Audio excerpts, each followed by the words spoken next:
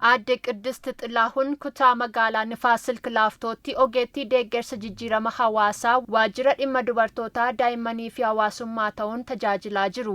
Waajjira mootummaatti qacaramanii hojjechuu erga eegalanii waggoota 10 ol lakkoofsisaniiru.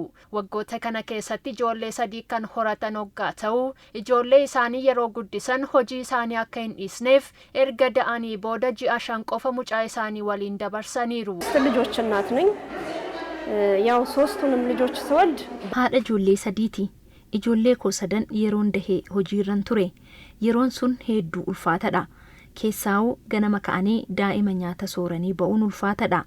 Rakkoon geejjibaas guddaadha. Ganamaan ka'ee biiroo gahuuf daa'ima dhiisee bahuun hedduu ulfaataa ture. Kanaanis ijoollee isaaniif harma hoosisuu dabalatee kunuunsa barbaachisaa waan hin gooneef ijoollee isaanii irratti dhiibbaan fayyaa fi xiinsammuu isaan mudachaa akka ture yaadachiisaniiru. ቢሮ በምንገባ ሰዓት ያው ጡት ይይዛል ልጄን ምን ጊዜ ላጥባው የሚል መጨናነቅ ልጄ ይበላይ yeroon biiroo jirutti harmi koo aannan hedduu qabata.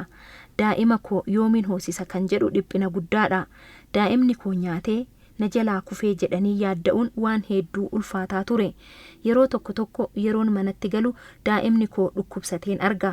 Guyyaa tokko hojii hafee yeroon harma hoosisu ni fayya. Kun haadha dhabuu irraa kan ka'e ta'uu danda'a. Kun hedduu rakkisaadha. Seenaan kun seenaa Aadde Qiddist qofa osoo hin taane waajjira hunda keessatti haadholii argaman kan isaan quunnamudha. Rakkoo kana salphisuuf waajjiraalee mootummaatti giddugalli tursiisa daa'immanii akka ijaaramu kallattiin kaa'amees hojjetamaa jira. Waajjirri Aadde Qiddist itti hojjetanis baasii birrii miliyoona 1.3 giddugala tursiisa daa'immanii kan ijaarsise hoggaa ta'u, kantiibaa itti aanaan bulchiinsa magaalaa Finfinnee obbo Jaanxiraar Abbaayis giddugala kana eebbisaniiru. Giddugalichi daa'imman 60 ta'aniif tajaajila kan laatu hoggaa ta'u, daa'imman haadholii waliin dhiheenyatti kunuunsa akka argatan kan dandeessisu ta'u, hojii raawwachiisaa olaanaan kutaa magaalaa Nifaas Silk Laaftoo obbo Mulunee Fayyisaa dubbataniiru. 60 ህጻናት ተጠቃሚ ሊሆኑበት የሚችሉ ነው። daa'imman 60 giddugala kanatti fayyadamuu ni danda'u. Iddoon taphaa bal'aadha. Iddoon ciisichaas jira. Wanti hundi guutuudha. Iddoon nyaataas qophaa'eera. Fedhiin jiru kanaa ol waan ta'eef babal'isuuf karoorfamee ni hojjetama. Qaama sagantaa misooma ijoollummaan duraa kan ta'e ijaarsi giddugala turtii daa'immanii daa'imman deeggarsaa fi kunuunsa barbaachisaa argatanii guddinni sammuu fi qaama isaanii kan dagaage akka ta'uuf kan gargaaru ta'u, kantiibaa itti aanaa fi hoogganaan biiroo hojii intarpiraayizii fi misooma industirii obbo Jaanxiraar Abbaay himanii waajjiraalee mootummaa hundatti giddugalli turtii daa'immanii akka ijaaramuuf hojjetamaa jira jedhaniiru. ህጻናት ማቆያ በመንግስት ተቋማትም በግል ተቋማትም ሊተገበር የሚገባው ነው። Iddoo tursiisa daa'immanii waajjiraalee mootummaa fi dhuunfaatti ijaaruun barbaachisaadha. Haadholiin yeroo gara hojii dhufan daa'imman isaanii of biratti kunuunsuun daa'imman isaaniis gammachuun akka guddataniif sirni diriirfameera. Amma giddugala kutaa magaalaa Nifaas Silk Laaftootti iddoo tursiisa daa'immanii ijaarame daawwanneerra. Hojiin kun waajjiraalee hundatti babal'achuu qaba jennee hojjechaa jirra. Amma giddugalli tursiisa daa'immanii 60 gahaa jira. Ammas cimsinee itti fufna. Haadholii waajjiraalee mootummaa keessatti argaman kan akka Aadde Qiddistii fi kanneen biroof giddugalli kun haara galfii laateera. በጣም ደስተኛ ነኝ እድለኛ ነኝ Amma hedduu gammadeera. Carraa qabeettidha.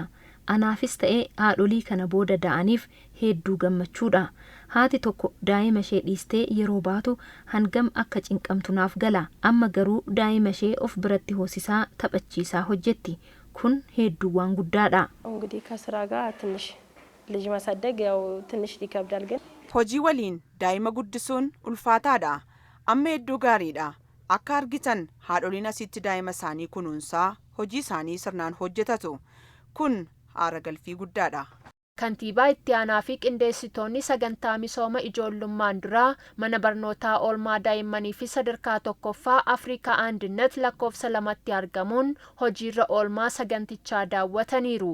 Daa'imman gara mana barnootaa oolmaa daa'immaniitti galaniif sirni barnootaa kennamu bifa sammuu daa'immanii qaruu danda'uun akka ta'uuf kenni barnootaa taphaan deeggaramee hojiirra oolaa akka jiru obbo Jaanxiraar dubbataniiru.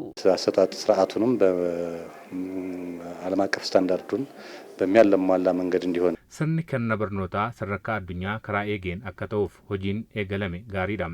Akka beekamu sirni kenna barnootaa karaa barameen ture amma garuu muuxannoo addunyaa fudhachuun kenni barnootaa yeroo ijoollummaa gara sammuu daa'immanii qaruu danda'u taphatan deeggaramee akka laatamuuf hojjetamee jira. Kun guddina biyyaaf ga'ee olaanaa kan gumaachuudha.